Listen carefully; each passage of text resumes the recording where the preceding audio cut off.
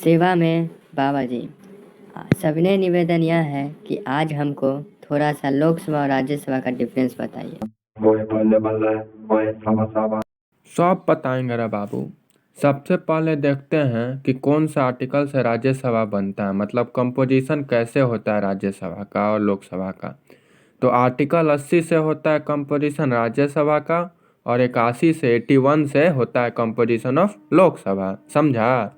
हाँ बाबा जी, थोड़ा थोड़ा समझ में आया।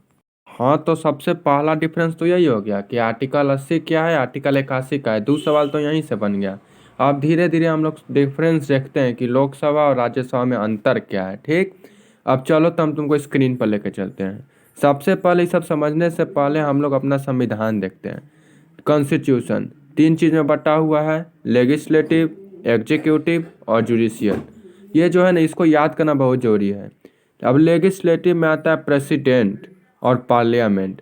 एग्जीक्यूटिव में आ गया प्राइम मिनिस्टर और काउंसिल ऑफ मिनिस्टर। जुडिशियली में कोर्ट, ये सब जो भी हो गया वो सब। समझा? अच्छा बाबा जी, ये लेजिस्लेटिव, एग्जीक्यूटिव और जुडिशियल क्या होता है? Good question, very good question. Legislative होता है कानून बनाने वाला।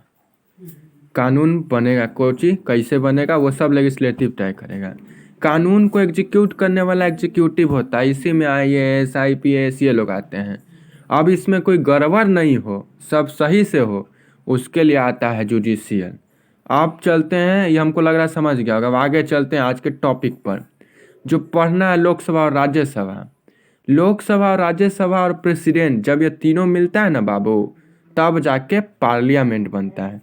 लोकसभा का कंपोजिशन किस आर्टिकल से अभी बताएं? 81। 80 से किसका कंपोजिशन? राज्यसभा। और प्रेसिडेंट आता है आर्टिकल 52 के अंदर। 52 याद रखो, एक साल में 52 सप्ताह। यहाँ तक समझ में आ गया बाबू? हाँ बाबा जी, आ गया। लोकसभा के मेंबर, जो सांसद हम लोग जिसको कहते हैं, उनको जनता डायरेक्ट चुनता है, इसलिए हाउस ऑफ पीपल लोकसभा को कहा जाता है। लेकिन राज्यसभा को जो हम लोग एमएलए चुनते हैं, वो सब मिलकर चुनते हैं। राज्यसभा सांसद कौन चुनेगा? हम लोग नहीं चुनेंगे, वो एमएलए लोग चुनेंगे, विधायक लोग मिलकर चुनते हैं। तो इसलिए उसको काउंसिल ऑफ स्टेट कहते हैं, क्योंकि विधायक एक स्टेट का होता है। लोकसभा मेंबर का जनरली टेन्योर 5 साल का होता है और राज्यसभा का 6 साल।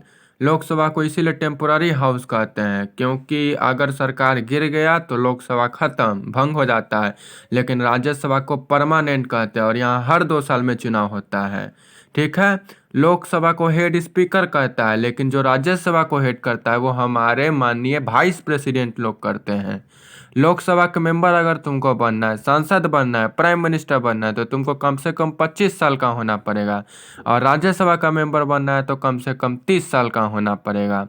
लोकसभा का टोटल मेंबर कितना होता है पता है? लोकसभा का टोटल मेंबर 552 मेंबर होता है।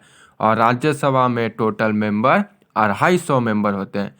अब सवाल उठता है कि लोकसभा और राज्यसभा में बड़ा कौन? तो जनरली हम लोग लोकसभा को बड़ा मानते हैं। अब क्यों बड़ा मानते हैं राज्यसभा से लोकसभा को, अब वो आगे देखो। समझा? यहाँ तक समझ में आया कि नहीं? हमको तुम कंफर्म करो, तब हम आगे बताएंगे तुमको।